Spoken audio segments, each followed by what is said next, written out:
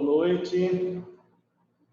Estamos mais uma vez gravando aqui para apresentarmos aos irmãos uma palavra. E domingo 26 de abril, estamos aí orando ao Senhor para talvez retornarmos ao templo aí nos próximos dias. Quero dar início a esta gravação, vendo aqui com os irmãos alguns avisos, alguns comunicados, e depois vamos passar então para a mensagem.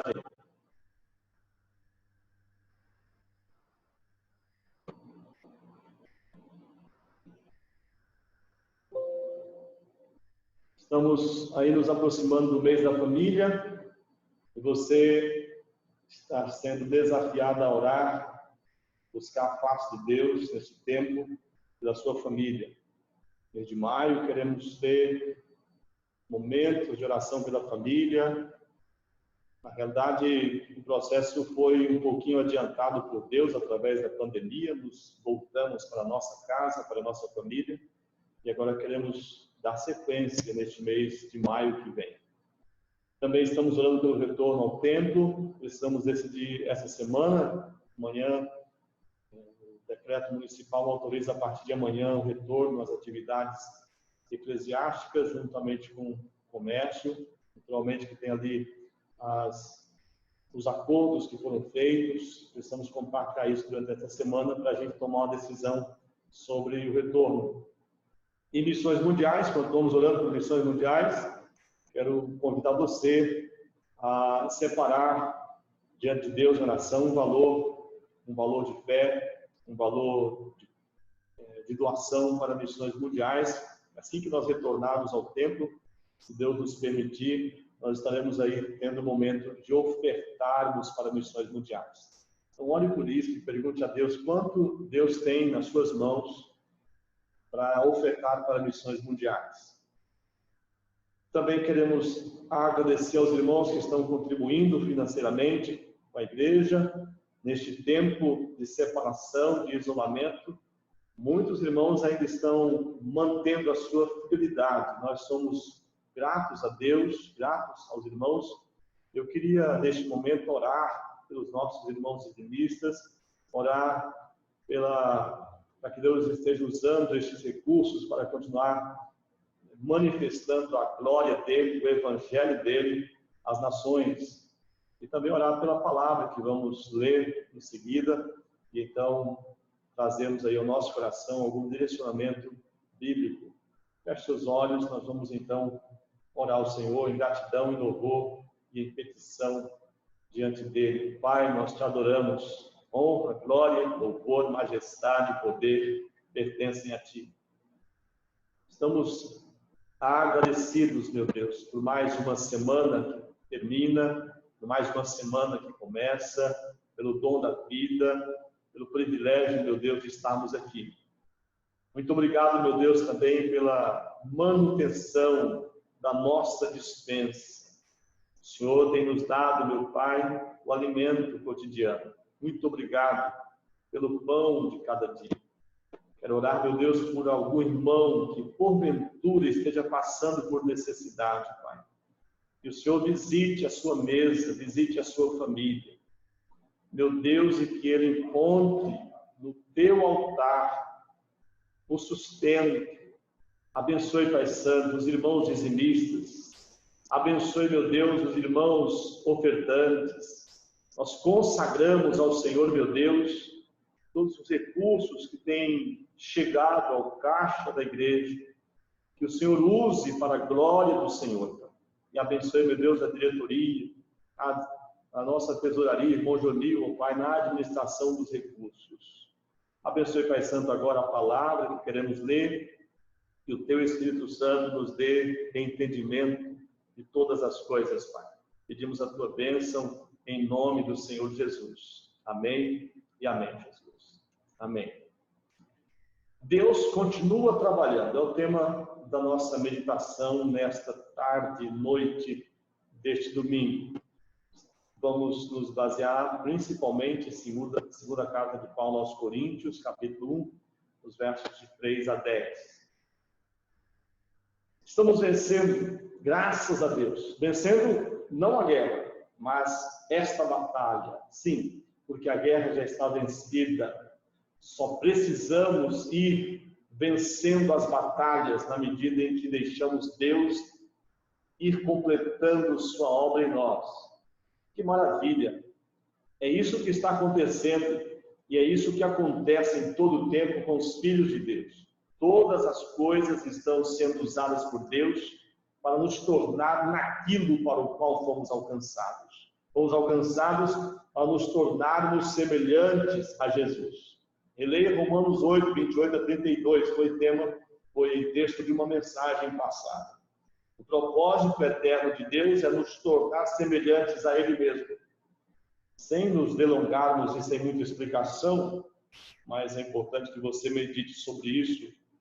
Deus é amor e quer que nós nos tornemos também pessoas caracterizadas pelo amor. Quando pensamos em santidade, devemos lembrar que santidade é a capacidade de alguém permanecer sendo ele mesmo, sem mudança, sem sombra de variação. Deus é assim. Se Deus é amor e Deus é santo, Ele é amor em todo o tempo, sem mudança jamais. Isto não significa que Deus deixou de ser juiz, não significa que Deus não agirá com disciplina sobre sua igreja e sobre as nações. Aliás, mesmo a disciplina faz parte do amor de Deus. O amor de Deus fará isso, ou seja, fará a disciplina, fará o juízo. O amor agindo neste mundo realizará o seu propósito eterno. De todas as formas, Deus está trabalhando para cumprir o seu propósito na minha vida e na sua vida. Como meio desse propósito, Deus tem a igreja. A igreja é a estratégia de Deus para trazer o amor dele, a santidade dele ao mundo. A igreja, eu e você, somos no primeiro momento o alvo do amor de Deus.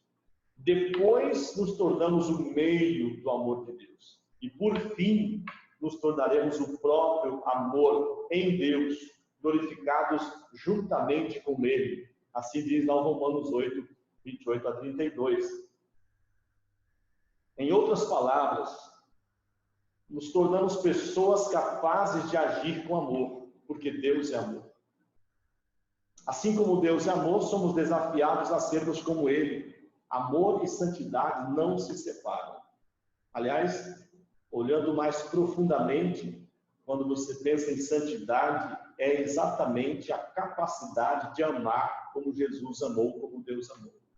Precisamos nos render a Deus, aprendendo na palavra dele o caminho e o grande objetivo dessa obra que ele está realizando em nós. Nosso tema, Deus continua trabalhando. Vamos ler os textos de Filipenses 1:6, Hebreus 5:8, por fim, o texto de 2 Coríntios 1, de 3 a 10, quando queremos, então, encontrarmos ali alguns princípios para desenvolvermos na nossa vida enquanto passamos por este tempo. Neste ato de trabalhar de Deus, que não começou com a pandemia, começou com a nossa conversão, começou com o momento em que nós fomos chamados para pertencermos a Ele, e vai continuar após a pandemia também, porque Deus continua trabalhando em todo o tempo. Vejamos o texto de Filipenses 1:6, diz assim: estou convencido de que aquele que começou a boa obra em vocês vai completá-la até o dia de Cristo Jesus. Ou seja, Deus começou uma boa obra em mim, em você, e Ele vai completar esta obra. Independente das circunstâncias que nos envolvam, Deus está trabalhando para completar a sua obra em nós, em mim e em você. Olha só, Hebreus 5:8 nos traz o ingrediente desse trabalho de Deus na pessoa de Jesus. Ele diz, embora sendo filho, ele aprendeu a obedecer por meio daquilo que sofreu. Ou seja, o sofrimento tem um tipo de ação sobre nós, sobre a igreja, na medida em que nós nos tornamos semelhantes a Jesus. E esta semelhança leva-nos não somente, o sofrimento nos leva não somente a nos identificarmos com Cristo, mas também a termos o caráter de Cristo naquele momento em que nós vamos nos tornando cada vez mais parecidos com Jesus. Às vezes olho para a minha vida e fico um tanto preocupado porque ainda estou longe de parecer com Jesus. Mas eu não desanimo, porque a promessa é que Ele vai completar a sua obra em mim. E eu preciso confiar nessa palavra e não desistir. Deus não nos permite sofrer, senão para trilharmos o caminho do seu grande propósito eterno em Cristo para a igreja. Ou seja, Deus não traz o sofrimento porque quer que nós soframos, e nós não somos chamados para vivermos nos sacrificando pelo sacrifício em si. Nós precisamos aproveitar os momentos difíceis desta realidade aqui, que é logicamente uma realidade de sofrimento, para nos tornarmos parecidos com Jesus, tendo a experiência de Jesus, ali conforme Hebreus 5:8.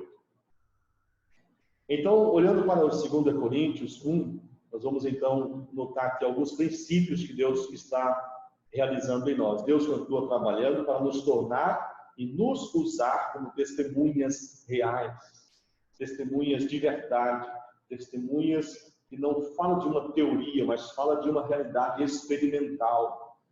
Olha só, os versos 3 a 5 diz: bendito seja o Deus e Pai de nosso Senhor Jesus Cristo, Pai das misericórdias, Deus de toda consolação, que nos consola em todas as nossas tribulações, para que, com a consolação que recebemos de Deus, possamos consolar os que estão passando por tribulações. Veja esta parte sublinhada. Possamos consolar os que estão passando por tribulações, pois assim como os sofrimentos de Cristo transbordam sobre nós, também por meio de Cristo transborda a nossa consolação. Então há uma retribuição que Deus nos dá na medida em que nós passamos pelo sofrimento, e nesse primeiro momento nos tornamos testemunhas da consolação dele, do amor dele, do cuidado dele. Nós somos chamados para experimentarmos a consolação de Deus. E na medida que nós vamos experimentando, realizando, nos tornando pessoas realmente que podemos dizer: Deus está consolando o meu coração. O desafio é muito grande, mas Deus está consolando o meu coração. Quero orar para que Deus esteja consolando o seu coração, porque uma vez que você vai sendo consolado por Deus, você vai tendo experiência com Deus, e daqui mais alguns dias você pode também ser instrumento de Deus para consolar pessoas, talvez na sua família, talvez na sua vizinhança, pessoas que atravessam o seu caminho ou passando por tribulações. Então você já conhece, já tem experiência. Então Deus está nos tornando testemunhas reais do amor dele, do consolo dele, da misericórdia dele, do cuidado dele. Então, esse é um primeiro princípio que eu preciso estar observando na minha caminhada cristã. Deus está trabalhando para me tornar uma testemunha e me usar como testemunha real, testemunha verídica, testemunha que realmente tem carne e osso. Ore para que nós nos tornemos testemunhas, você se torne uma testemunha do amor de Deus, da consolação de Deus. Mas há outro ingrediente neste processo do trabalho de Deus, segundo este texto de 2 Coríntios, capítulo 1. Nos versos 6 e 7, nós encontramos este princípio. Deus continua trabalhando para nos ensinar o caminho da vitória sobre este tempo aqui usado no sentido deste século, desta existência, deste momento histórico em que a humanidade passa. Não a pandemia em si, mas este momento em que diz respeito entre a vinda de Jesus e depois a sua ascensão e depois a sua volta. Então, o texto diz: se somos atribulados, é para a consolação e salvação de vocês. Se somos consolados, é para a consolação de vocês, a qual lhes dá paciência. Então, a frase inicial retoma o assunto anterior do testemunho. Se somos atribulados, é para a consolação e salvação do próximo. Se somos consolados, também é para a consolação do próximo. E esta ação de Deus em me consolar, em me dar entendimento, em me dar o consolo, ele vai me ensinando a ter paciência. Então, essa experiência deve gerar em mim este caráter paciente, resiliente, este caráter de fidelidade, de não desistir. Olha só, qual lhes dá de dádiva, de presente, de tornar-nos pacientes, para suportarem os mesmos sofrimentos que nós estamos padecendo. E o texto continua dizendo, a nossa esperança em relação a vocês está firme, porque sabemos que da mesma forma como vocês participam dos nossos sofrimentos, participam também da nossa consolação. Então, desafio para mim e para você, que a gente aprenda a ser sereno. Paciência é a virtude de ser sereno, que tem a ver com equilíbrio, tem a ver com paz também. Uma pessoa pacífica, isto resulta em amor, porque uma pessoa que é pacífica, ela consegue manter o equilíbrio diante de uma situação adversa, e ela não desiste de fazer a coisa certa, não se torna infiel só porque alguma coisa deu errado. Ela é paciente, ela é serena, ela é equilibrada, mantém a fidelidade naquilo que Deus chamou para que ela seja. Precisamos ser realmente pacientes, não aquele paciente que traz sobre si um peso, mas aquele paciente que se abre para Jesus, que se derrama na presença de Jesus, que experimenta a consolação de Jesus, que se torna testemunha do amor de Jesus. E então Deus vai me dando esta paciência como caráter e não como imposição, não como alguma coisa de obrigação, mas algo que Deus vai transformando de dentro para fora na minha vida.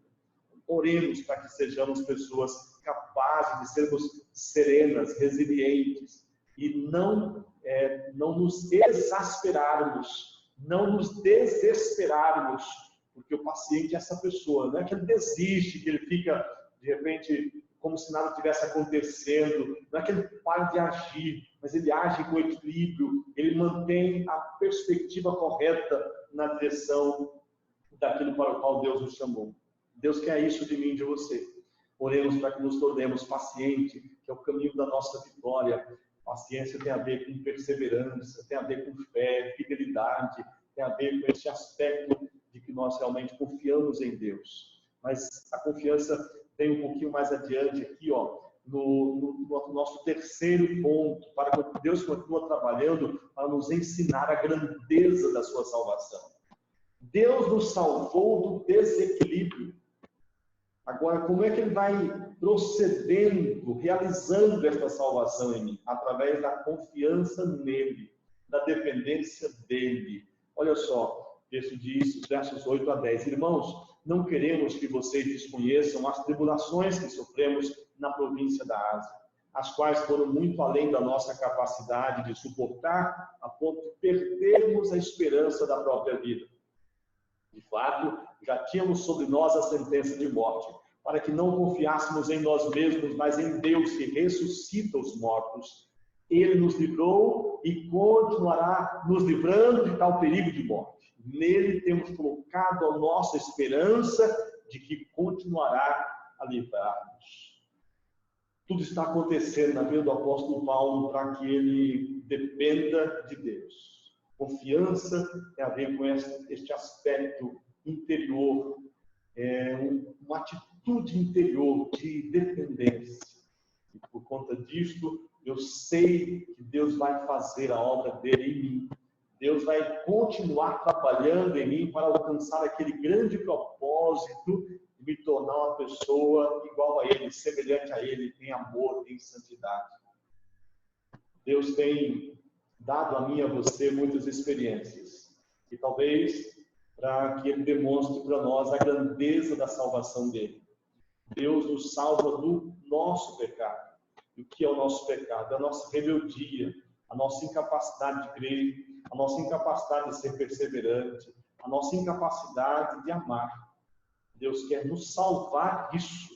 E Ele prometeu que isso já está feito na cruz do Calvário. Ele já nos salvou. Pela fé, nós já somos capazes de amar. Mas ainda não, estamos cooperando com Deus neste tempo. Deus está trazendo para mim e para você experiências para que a gente vá tornando real aquilo que Ele disse que somos. Vivemos por fé e não por vista. Deus quer que eu e você aprendamos a depender dele. Talvez toda a experiência que você esteja vivendo, não sei, talvez uma questão familiar, talvez uma questão financeira, talvez uma questão relacionada ao seu futuro, ao seu trabalho. Deus quer que você dependa dele. E ele diz, eu vou cuidar de você. Lance sobre ele toda a sua ansiedade, porque ele tem cuidado de você. Eu preciso lançar sobre ele toda a minha ansiedade, toda a minha preocupação, porque ele tem cuidado de nós. Queria convidar você a olhar nessas 3 palavras que concluem esta mensagem. Deus quer me tornar testemunha dele, real, não só de falar, não só de dizer, mas alguma coisa prática, onde o amor dele flua através de mim, na experiência diária, na minha família, em todos os lugares que eu estiver passando, em que eu possa estender a mão para consolar, para abençoar, para amar pessoas, testemunhando de que Deus é o meu Senhor, Jesus é o meu Senhor. Ele quer que eu me torne paciente, porque reveses acontecem. Situações que se opõem a nós acontecem. Por mais que nos esforcemos para nos tornarmos pessoas amorosas, o inimigo vai continuar colocando diante de mim, de você, situações que vão nos levar à ideia de desistência, de que não vale a pena. Mas Deus quer que eu e você nos tornemos pacientes, porque eu vou praticando a obediência a Ele, Ele vai fortalecendo em meu íntimo o valor, a grandeza da paciência e depois, por fim, da dependência. Dependência de Deus. Ou seja, eu não preciso e não posso trazer algum resultado na minha vida. Por mais que eu tenha sabedoria, por mais que eu tenha recursos, por mais que eu tenha meios, por mais que eu tenha qualquer coisa, eu preciso aprender a dependência. E às vezes Deus permite esses momentos na minha e na sua vida para a gente aprender a ser dependente. Eu quero orar com você nesse instante. Pedir que Deus abençoe você, abençoe a sua semana, abençoe a sua família e que você continue deixando Deus trabalhar na sua vida. E Deus quer fazer de nós pessoas que testemunhamos dele e manifestamos o amor dele ao mundo. Deus vai precisar mostrar o seu amor através da minha vida e da sua vida. Deus nos amou e agora quer que eu e você nos tornemos meio do amor dele por onde passarmos. A começar pela nossa família, pelas pessoas próximas de nós. É lá onde eu sou, onde é o meu campo missionário, na minha família, na minha vizinhança, as pessoas com quem eu convivo. Precisamos orar para que Deus nos dê a fidelidade, a paciência, a não desistirmos, a resiliência nessas coisas. E fazemos isso dependendo dele. Deus, quero apresentar a minha vida, a vida dos meus irmãos. Queremos viver dependentes do Senhor, Pai. Não uma dependência passiva e irresponsável, mas uma dependência ativa, com o coração tranquilo na Tua presença, porque confiamos no Teu amor e sabemos que o Senhor está realizando em nós o Teu propósito, trabalhando em nosso coração para nos tornar parecidos com o Senhor, capazes de amar, capazes, meu Deus, de consolar pessoas. Abençoe a Tua igreja, abençoe, meu Deus, a semana que começa, abençoe, meu Deus, a decisão sobre voltarmos aos trabalhos de culto do templo. Meu Deus, orienta todas essas coisas, Pai. Façamos para a Tua glória. Abençoe, Pai Santo, a saúde da nossa nação, a saúde das nações. Abençoe as autoridades, abençoe o nosso país. Ó Deus amado, abençoe as lideranças, meu Pai, do nosso país. Tantas confusões, tantos desencontros, tantas situações, meu Deus, que nós nem sabemos como agir. Mas o Senhor é o Deus de todo poder, de toda glória. O Senhor é quem pode agir. Abençoe, meu Deus, o presidente, abençoe os seus ministros, abençoe os nossos governos estaduais, abençoe, meu Deus, as autoridades de saúde, o nosso prefeito. Meu Pai, coloque sobre nós a Tua mão. Abençoe a Tua igreja, Pai, abençoe a expansão do Teu evangelho, abençoe a obra de missões, abençoe, meu Deus, a família, Pai amado, nos ensina a vivenciarmos a família conforme os princípios da Tua palavra. Nós pedimos a Deus a Tua bênção no nome do Senhor Jesus. Amém e amém. Amém. Que Deus abençoe a sua vida, Deus abençoe a sua semana, que tudo aconteça para a glória dele. Nós vamos encerrar essa gravação e queremos desafiar você a viver uma vida na presença de Deus, porque Ele é o Senhor e Ele é que realmente vai trazer para nós a capacitação para vivenciarmos a santidade e o amor dele nesse tempo. Deus abençoe você e até a próxima oportunidade, se Deus nos permitir.